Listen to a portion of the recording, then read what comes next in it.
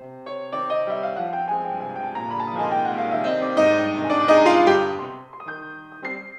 a selection of third, fourth and second floor barrels.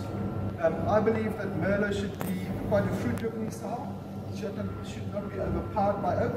It's a wine that I put in the back label there. In summer you can serve it slightly chilled. It's an elegant drinking style of Merlot. It's not a big, heavy, blustery wine. It's not what it's supposed to be. Bit of mulberry, bit of mintiness, very soft in tannins. As a winemaker, I hate heavy tannin wines. Now, I'll show you how I get there. Now, all the Merlot is what we call open top fermented.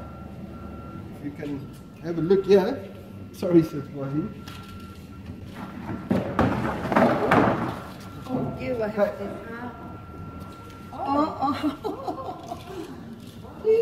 What we do is we de-stem, no crushing, we de-stem the whole barrels. This is half a ton of grapes that goes in here. We do all these containers of wild yeast. We just leave it, fermentation kicks in. I put about 10% of stalks back into the containers while it's fermenting. There you can see the bubbles from the CO2. And then we do this, what I'm doing now, 6 times a day. It looks easy. If you do 30 of these containers, believe me, you need to have a bit of elbow grease, as we call it. It takes time to do this. Now, once this is fermented dry, now the reason we do this, I'm quite sure you know, but you need to keep the fermenting juice and the skins in contact with each other as long as possible, because that's where your color and your backbone of your wine is extracted from. If you just leave it, this will dry out, the cap as we call it, and I will walk over that.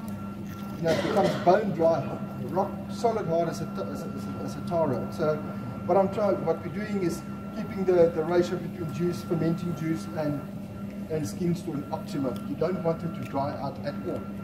Fermentation, obviously, using this method is fairly quick. It's much quicker than it will be in a tank. So you've got to work it much more. But by using this method, there is no harsh extraction of tannins out of the skins and the stalks. If it was a big winery, I would have chucked this in the tank. Same thing happens, berries will go up, connect a pump at the bottom and just pump the juice on top of the cap again. Every time you pump, you extract a lot of tannins, because you work much harder with your berries than a method like this. Once this is done, pick it up with a forklift, gravity fed it into our press, squeeze the wine out, take the wine to barrel. Simple. You can do this at home. You just need good food. Sorry? Looks like our bathtub. Yeah, it will work, I promise you. I'm sorry. You ferment the grapes here, and once that's done, you transfer it, you filter it. I'll pick this up with a forklift. Yep. Put it into the press. Yeah. All right. In the press. Into the press. Squeeze the wine out. Yep. Go to a tank. Right. Settle it for half a day, yeah. And then take it to barrel. All right. So the fermentation is taking place here. 100% taking place here. Yeah. The whole, from whatever belling to its fermented dry, everything happens here. Yeah. And then the crush, and then the steel tank, and then the barrel. That's right. That's right. How do you know when to press? We analyze this every 2 hours, because what happens with fermentation, you start with the belling, which is the sugar content of the juice. Fermentation kicks in, the belling goes down, the alcohol goes up. Once you get to a point where you get a minus reading, let's say minus 1.2 belling, you know that all your sugar is converted into alcohol, and that's the point when it's an indicator when to start pressing. But I also taste it, because once you start tasting that phenolicness on your tongue, you know, that gripping, I'll press. Doesn't matter what the belling is, because it will finish in the tank or it will finish in the barrel. But you don't want to extract too much tannins. You cool them down first before you put them in?